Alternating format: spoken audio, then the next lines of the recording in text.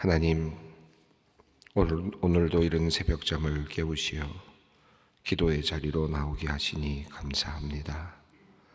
고요하고 어두운 시간, 주님의 음성에 귀 기울이며 주님과 교제할 수 있음이 큰 특권이며 행복입니다. 새벽의 공기가 신선하고 주님께서 내려주시는 은혜도 날마다 신선합니다. 오늘도 새벽부터 주님의 손 붙잡고 하루를 시작하오니 오늘의 온전한 하루가 주님의 인도하심으로 넉넉하고 풍성케 하여 주시옵소서.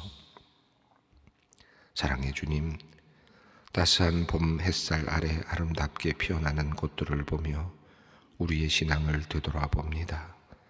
꽃들이 어둡고 추운 겨울을 이겨내고 봄을 맞이하여 만개하듯이 우리의 신앙도 신앙 시련과 어려움을 견디며 주님 안에서 자라나기를 소망합니다. 꽃잎 하나하나가 독특한 색과 모양으로 피어나 저마다의 아름다움을 뽐내는 것처럼 우리 각자도 주님께서 주신 은사와 재능으로 주님께 영광 돌리는 삶을 살게 하여 주시옵소서. 하나님, 소망교회 모든 성도들이 복음을 전하는 일에 최선을 다하기를 원합니다. 우리에게 구원의 기쁜 소식을 먼저 알려주신 주님의 은혜에 감사하면서 이제는 우리가 그 받은 복음의 기쁜 소식을 이웃들과 나누기를 원합니다. 우리의 삶이 복음을 담아내는 그릇이 되어서 어둠 속에서 살아가는 영혼들에게 생명의 빛을 비추는 통로가 되게 하여 주시옵소서. 우리 곁에 있는 가족들, 친구, 이웃을 주님께 인도하는 일이 우리가 해야 할 일임을 압니다. 우리를 사용해 주시기를 간구합니다. 우리가 먼저 하나님과 깊은 교제 가운데 거하며 말과 행동으로 복음을 전하는 삶을 살아갈 수 있도록 도와주시옵소서. 누구보다 가까이에 있지만 아직 주님을 알지 못하는 영혼들에게 우리를 통해 복음의 씨앗이 뿌려지고 주님의 사랑이 전해지기를 소망합니다. 한 영혼을 향한 간절한 사랑의 마음을 우리에게 부어 주시옵소서. 나의 일생 동안 한 영혼이라도 내 옆에서 주님께로 돌아오는 기쁨을 보게 하여 주시옵소서. 하나님, 제22대 국회의원으로 새로운 일꾼들이 선출되었습니다. 이들의 어깨 위에 놓인 책임의 무게를 깨닫게 하시고 두렵고 떨리는 마음으로 국회의 문을 열게 하여 주시옵소서. 늘 주님 앞에 무릎 꿇고 지혜를 구하는 지도자들이 되게 하시고 주님의 음성에 귀 기울이며 겸손한 섬김으로 백성들을 돌보는 지도자들이 되게 하여 주시옵소서. 나라와 민족의 운명을 걱정하며 기도하는 성도들의 기도를 들어주시옵소서. 무엇보다 먼저 우리가 나라와 민족을 위해 행동하며 일하는 기도자들이 되게 하여 주시옵소서. 세상을 바르게 세우는 일에, 나라의 기초를 바르게 세우는 일에 하나님의 마음을 가지고 헌신하도록 우리 모두를 이끌어 주시옵소서. 하나님, 오늘 여전도의 연합 예배를 앞두고 우리의 마음을 모아 기도합니다. 주님의 발 앞에 엎드려 자신의 가장 귀한 것을 드렸던 마리아처럼 우리 소망의 여전도의 회원들이 가장 귀한 시간과 재물과 섬김으로 주님께 귀한 것을 드립니다. 이 수고와 헌신을 주님께서 기억하여 주시옵소서. 맡겨주신 봉사의 자리에서 묵묵히 섬기는 모든 회원들에게 하늘의 힘과 지혜를 부어주시고 그들의 가정에 복과 은혜를 내려 주시옵소서. 하나님 아버지, 우리의 소중한 자녀들과 다음 세대를 위해 주님께 기도합니다. 학업에 매진하는 자녀들에게 지혜와 총명을 더하여 주시고 공부의 어려움 가운데서도 인내할 수 있는 힘을 주시옵소서. 지식을 쌓는 동시에 주님을 경외하는 마음도 함께 자라나 온전한 사람으로 성장해 나가게 하여 주시옵소서. 특별히 유학 중인 자녀들과 군 복무 중인 자녀들이 낯선 환경 속에서도 믿음을 잃지 않고 주님을 더욱 의지할 수 있기를 바랍니다. 그들에게 어려움을 극복할 수 있는 지혜와 용기를 주시고 자신을 잘 갖고 나갈 수 있는 힘과 능력을 더하여 주시옵소서. 더불어 우리 자녀들이 세상의 유혹과 도전 앞에서도 굳건한 믿음으로 서게 하시고 하나님의 말씀을 사모하는 가운데 예수님을 닮아가게 하여 주시옵소서. 하나님, 오늘부터 주일까지 진행되는 청년부 수련회를 위하여 기도합니다. 갈라디아서를 읽으며 그리스도인들이 어떻게 살아가야 하는지 배우려 합니다. 이 수련회를 통하여 우리의 청년들이 그리스도께서 주시는 자유를 깨닫고 성령님을 따라 살아가게 하여 주시옵소서. 그리하여 관념에 그치는 지식으로 아니요 삶과 분리되는 떠도는 진술로도 아니요 오직 나를 사랑하사 나를 위하여 자기 자신을 버리신 하나님의 아들을 믿는 믿음 안에서 사는 것이라는 고백으로 살아가는 우리 소망의 청년들이 되게 하여 주시옵소서. 수련회의 순서가 순조롭도록 도우시고 이를 준비하고 실행하는 사람마다 평화롭게 하시며 서로 정답게 교제하는 모든 시간이 아름답게 하여 주시옵소서. 하나님, 이제 말씀 앞으로 나아갑니다. 주님의 말씀이 우리의 발의 등이요 길의 빛이 되시니 우리가 그 빛을 따라 인생의 갈림길에서 방황하지 않고 옳은 길을 택하게 하여 주시옵소서. 우리의 혼탁해진 내면을 말씀의 맑은 물로 정갈이 씻어 주시옵고 성령으로 충만하게 하시오며 첫사랑의 마음으로 새롭게 하여 주시옵소서. 우리 주 예수 그리스도의 이름으로 기도드리옵나이다. 아멘. 오늘 주시는 말씀입니다. 베드로전서 5장 6절로 7절까지 말씀입니다. 베드로전서 5장 6절로 7절까지 말씀을 함께 봉독하겠습니다. 그러므로 하나님의 능하신 손 아래에서 겸손하라. 때가 되면 너희를 높이시리라. 너희 염려를 다 주께 맡기라. 이는 그가 너희를 돌보심이라. 아멘. 오늘 본문은 아주 짧은 본문 말씀인데요.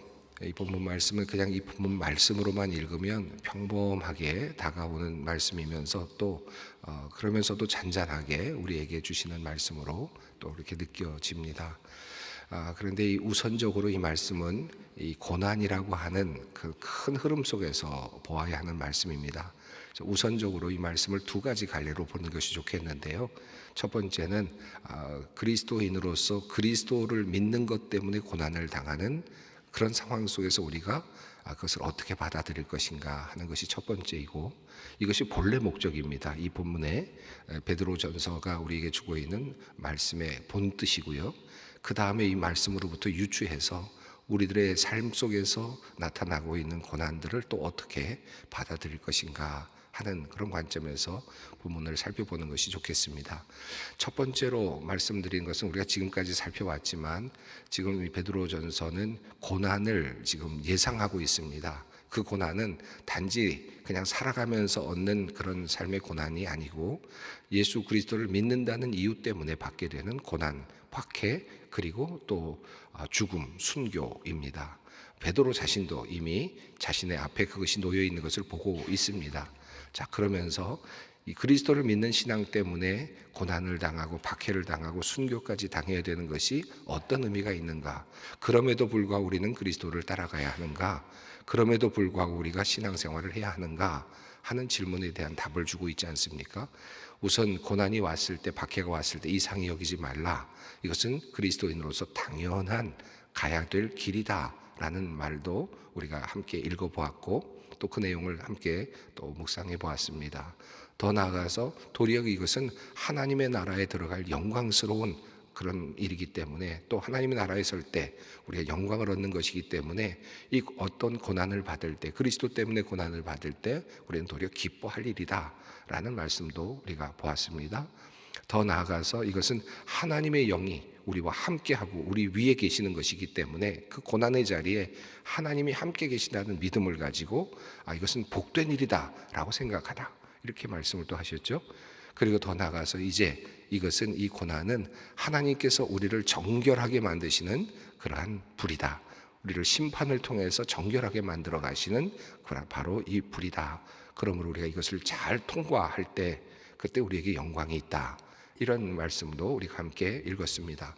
그리고 나서 그 고난의 가장 전면에 서 있는 장로의 이야기를 했고요. 그리고 또 따르고 있는 모든 성도들에 대한 이야기를 했습니다. 고난을 기다리고 있지만 그렇다고 우리가 고난을 향해서 우리가 나갈 필요는 없고 기다리고 살아가면서 평범한 우리에게 주어진 일을 감당하지만 어느 때 그것이 올지는 모르지만 그 고난을 준비하고 단단히 또 준비하고 있어야 된다라는 그런 의미로 우리가 읽었습니다. 자, 오늘 본문도 그런 관점에서 본다면 첫 번째 앞서 말씀드린 것처럼 고난이 올 때 우리가 어떻게 해야 되는가 하는 문제인데, 자, 우리에게 고난이 왔을 때 이제 드디어 고난이 왔다라고 했을 때 어떤 관점을 가져야 됩니까? 6절 말씀을 함께 읽겠습니다. 그러므로 하나님의 능하신 손 아래에서 겸손하라. 때가 되면 너희를 높이시리라. 한마디로 말하면 겸손하라라고 하는 이런 말씀입니다. 자, 이 말씀이 무슨 뜻일까? 겸손하라는 이 말씀은 단순하게 겸손한 성품으로 살라, 서로 간에 앞서 있는 이 내용에 보면 서로 겸손하라라고 되어 있는데, 이것은 우리가 일상적으로 살아가면서 사람들과 사람들 사이에서 자기를 낮추고 겸손한 듯 보이고 또 낮추어서 서로 어떤 관계를 잘 맺어가는 그런 어떤 처세술이라 그럴까요? 또는 또 삶의 사람들이 살아가는 삶의 어떤 윤리성이라 그럴까요? 이런 지혜라 그럴까요? 그런 의미를 넘어서는 말씀입니다. 여기서 말하는 이 겸손하라라는 말은 하나님 앞에서 겸손하라라는 그런 뜻으로 보는 것이 더 명료해집니다. 왜냐하면 하나님의 능하신 손 아래에서 겸손하라라고 되어 있지 않습니까? 이 겸손한 것은 지금 우리끼리 서로 조금 낮추고 조금 더 낮추어서 관계를 잘 맺고 지혜롭게 살아가고 하는 그런 의미의 겸손이 아니라 고난이 왔을 때 겸손하라라는 이 말입니다. 고난이 왔을 때 하나님 앞에 아래에서 전능하신 하나님의 손 아래에서 겸손하라. 하나님은 어떤 분이십니까? 전능하신 분이시죠. 모든 것을 다 하실 수 있는 능력의 분이십니다. 그래서 여기 전능하신 손이라고 되어 있습니다. 하나님은 모든 것을 하실 수 있습니다. 어떤 일도 하실 수 있습니다. 예수님께서 십자가에 달려 돌아가시기 전에 하나님께서 이 잔을 옮기실 수 있습니다. 예수님은 그걸 알고 계시잖아요. 옮기실 수 있는 능력이 있으신 분이죠. 그러나 아버지의 뜻대로 해달라, 나의 뜻대로 하지 말고 아버지의 뜻대로 해달라라고 그렇게 말합니다. 이게 바로 겸손이라고 할 수 있습니다. 그러니까 하나님은 전능하신데, 하나님은 능력이 있으신데 이 잔을 옮기실 수도 있죠. 옮기실 수 있는 능력이 있으신 분이십니다. 내가 당하는 이 고난의 자리 하나님이 언제든지 천군과 천사를 불러서 막으시고 구조해내실 수 있고 구조해내실 수 있지만, 그런데 내 뜻대로 하지 마시고 아버지의 뜻대로 하십시오. 왜냐하면 아버지의 뜻이 온전하기 때문이고 아버지의 뜻은 내가 모르는 어떤 섭리 가운데 있기 때문이고, 그것은 바로 내가 모르는 나의 영역을 넘어서는 그런 큰 뜻이 있기 때문이다. 하나님은 온전하시다라는 마음으로 받아들이는 것입니다. 자, 한번 이것을 그 초대교회 당시에 사자밥이 되고 있었던 사람들의 관점에서 한번 다시 보십시다. 만약에 그렇다면 굶주린 사자가 지금 그 운동장 안으로 들어오고 있고 두려워 떨고 있는 그리스도인들이 있고, 그리고 많은 옆에 그 관중석에는 사람들이 있어서 그것을 보려고 하고 있고, 자, 이런 상황 속에서 어떤 기도가 절로 나오겠습니까? 하나님, 제가 하나님을 잘 믿고 예수 그리스도를 믿는 이 믿음을 가지고 있는데 하나님 여기서 끝내시겠습니까? 하나님 여기서 저를 이렇게 죽이셔야 되겠습니까? 하나님이 어떻게 하시겠습니까? 나를 구조해 주십시오. 얼마든지 예수님처럼 그런 마음이 들지 않겠습니까?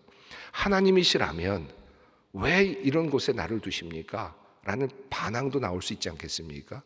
또는 비난도 나올 수 있지 않겠습니까? 내가 예수를 믿었는데 결국 이것입니까? 라고 저항할 수도 있지 않겠습니까?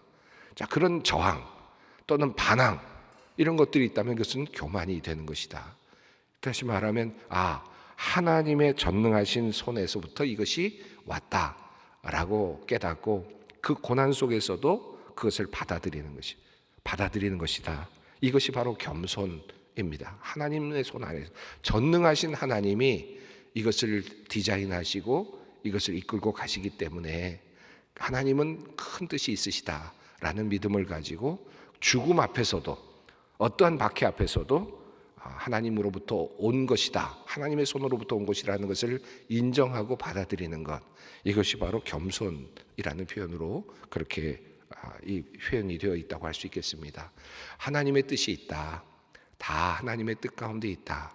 내가 여기서 죽어가는 것도 그것도 하나님의 큰 뜻 안에 있다. 그런데 이것은 하나님께서 그 다음에 어떻게 이끌어 가실지, 이 역사를 어떻게 이끌어 가실지, 내가 없는 사이에 없는 상황 속에 어떻게 이끌어 가실지는 이제 나는 모르는 거죠. 나는 이제 거기서는 내가 죽기 때문에, 내가 순교당하기 때문에 모르는 것입니다. 그리고 나는 그리고 사라지는 것이기 때문에 모르는 것입니다. 그러나 한 가지 믿음만은 있습니다. 그것이 뭡니까? 때가 되면 너희를 높이시리라. 여기서 이 때가 되면 너희를 높이신다, 이 말씀이 결국은 이 기대를 가지고 그런 기대 때문에 우리가 겸손하게 이 모든 것들을 받아들여야 한다라고 하는 말씀입니다. 전 세계에서 오고 오는 세대 가운데 기독교를 믿는 이유 때문에, 그리스도를 믿는다는 그 이유 때문에 박해를 당한 역사는 수도 없이 많습니다. 정말 지금도 여전히 여기저기에서 일어나고 있습니다. 우리가 지금 그래도 종교적으로 어느 정도의 자유를 보장받고 있는 시대에 살고 있기 때문에 그래도 이 땅에서는 그래도 이 박해가 거의 없지만, 북한 땅만 하더라도 그렇지 않고, 또 실제로 우리가 박해를 받고 있지 않는 것 같지만 또 실제로 우리가 알지 못하는 사이에 박해를 당하고 있기도 합니다. 그리스도인들을 욕하고 있는 사람들이 얼마나 널려 있습니까? 마치 기독교인들이 이 나라를 망친 것처럼 얘기하는 사람들도 있지 않습니까? 왜 우리가 그런 박해를 받아야 됩니까? 너무나 억울한 일도 많죠. 교회가 얼마나 많은 일들을 했습니까? 그런데도 불구하고 교회를 그렇게 멸시하고 비아냥거리는 사람이 얼마나 많습니까? 이것도 박해의 일종이겠죠. 이 모든 것들이 다 박해이기도 합니다. 자, 그러나 그럼에도 불구하고 우리가 해야 될 일은 겸손한 것이다. 하나님 아래서 이 모든 것은 하나님의 큰 뜻 아래에서 이루어지고 있다라는 믿음을 가지고, 그리고 언젠가는 하나님께서 우리를 때가 되면 높여 주실 것이다, 마지막 그날에 우리를 높이실 것이다 라는 이 믿음을 가지고 가는 겁니다. 자, 이렇게 겸손하게 사는 방법이 무언가 하는 것을 7절이 또 이어서 우리에게 알려주고 있습니다. 하나님의 능하신 손 아래서 겸손하라. 이 겸손하라, 하나님의 능하신 손 아래서 겸손하라는 것이 어떻게 사는 것인가를 7절이 우리에게 알려주는데요. 7절을 한번 읽겠습니다. 너희 염려를 다 주께 맡기라. 이는 그가 너희를 돌보심이라. 자, 그러니까 너희 염려를 주께 맡겨라. 이것은, 이 염려는 마음이 분산된 상태거든요. 그러니까 흐트러진 상태입니다. 산만한 상태입니다. 집중하지 못하는 상태인데요. 그런데 주님께 맡기고 집중하라라고 하는 말씀입니다. 흩어진 마음이 아니라 오직 하나님께 집중하는 것입니다. 우리들의 모든 염려들, 앞으로의 모든 일들, 자식의 문제일 수도 있고, 그리고 지금 박해를 당하면서 죽어가는 이 사람들의 이 관점에서 본다면, 초대교회를 생각해 본다면 얼마나 많은 염려들이 있겠습니까? 많은 이 모든 것들을 다 하나님께 맡기는 것, 맡기고 하나님께서 우리를 총체적으로 우리를 돌보고 계신다. 역사적으로 또 시간을 통틀어서, 그리고 모든 것을 다 아시는 주님께서 우리를 온전하게 돌보고 계신다라고 하는 믿음을 가지고 순교의 자리로 나아가는 것이고 고난의 자리로 나아가는 것이다. 이것이 베드로 사도가 지금 초대교회 교인들에게 알려주고 있는 지혜, 또 신앙의 비밀이라고 할 수 있겠습니다. 이 비밀을 그대로 받아들여서 초대교회 교인들이 이제 이어서 수많은 희생들을 하죠. 베드로 자신도 그렇게 살아가지 않습니까? 마지막에 거꾸로 십자가에 달려서 죽어가지만, 그러나 그가 쓴 이 글처럼 하나님 앞에서 겸손하죠. 하나님 그 앞에서 저항하지 않았습니다. 왜 나를 더 살리지 않았습니까? 더 살려서 저를 더 사도로서 사용하면 더 좋지 않겠습니까? 저항할 수도 있었겠지만 그것이 아니라는 것입니다. 죽어가야 될 때가 있는 것이고, 그리고 하나님은 큰 뜻 안에 있다. 이것이 전능하신 하나님의 손 아래에 있다. 예수님도 그때에 십자가를 지셨고 그 잔을 받으셨다. 그 믿음으로 나도 예수 때문에 고난을 받는다. 그리고 믿음 때문에 고난을 받는다. 이 믿음으로 살아간다는 것입니다. 이것은 도리어 그러나 희망이라고 하는 것이 담보되어 있습니다. 우리에게는 하나님이 우리를 돌보고 계신다라고 하는 믿음이 있는 것이고, 고난 속에서도 그 복이 있다라고 하는 말씀을 우리가 이미 읽었는데, 거기도 하나님의 영이 우리 위에 임하고 있다라는 것을 알고 복이 있는 줄 알아라. 이 고난의 현장이거든요. 바로 내 위에 하나님이 보고 계신다.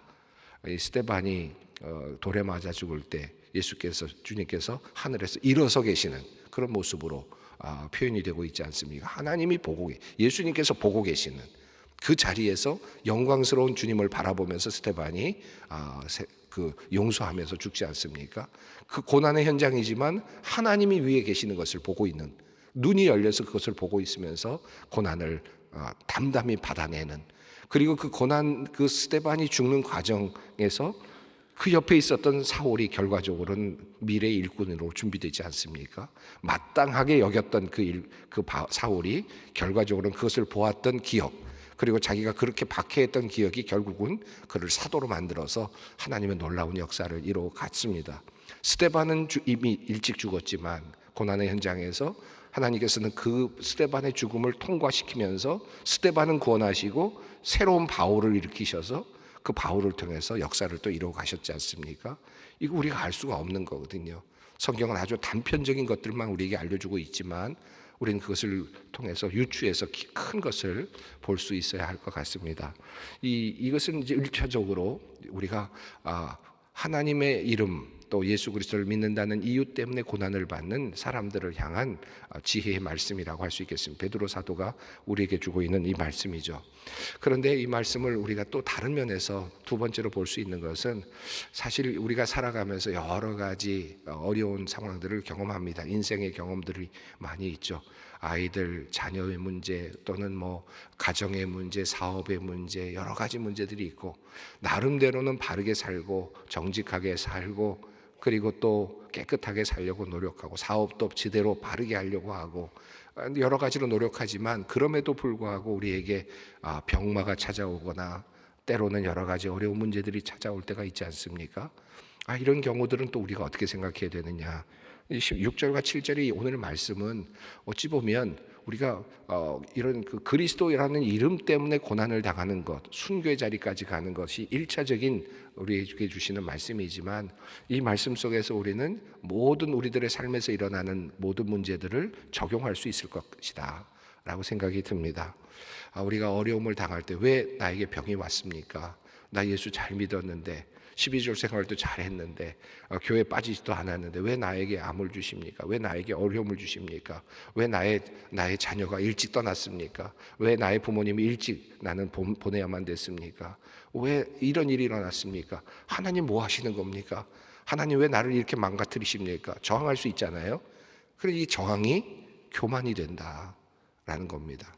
도리어 하나님께서 무슨 뜻이 있다.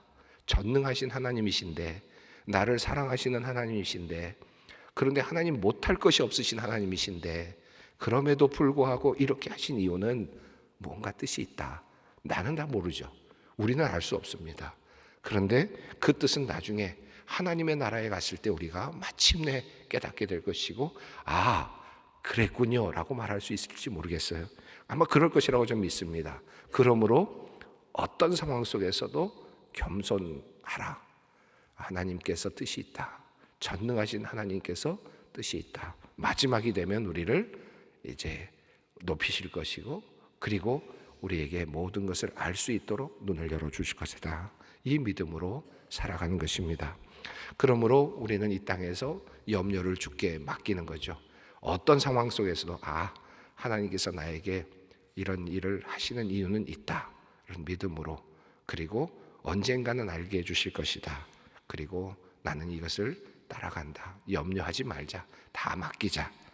결국 하나님은 우리를 돌보고 계신다. 이 믿음으로 살아가는 겁니다. 6절과 7절 한번 우리 다시 한번 한 목소리로 읽어보겠습니다. 그러므로 하나님의 능하신 손 아래에서 겸손하라. 때가 되면 너희를 높이시리라. 너희 염려를 다 주께 맡기라. 이는 그가 너희를 돌보심이라. 주님께서 우리를 돌보신다. 주님께서 우리를 돌보신다. 이 믿음을 가지고 오늘 우리 기도의 자리를 함께 나아가겠습니다. 하늘에 계신 우리 아버지, 아버지의 이름을 거룩하게 하시며 아버지의 나라가 오게 하시며 아버지의 뜻이 하늘에서와 같이 땅에서도 이루어지게 하소서. 오늘 우리에게 일용할 양식을 주시고 우리가 우리에게 잘못한 사람을 용서하여 준 것 같이 우리 죄를 용서하여 주시고 우리를 시험에 빠지지 않게 하시고 악에서 구하소서. 나라와 권능과 영광이 영원히 아버지의 것입니다. 아멘.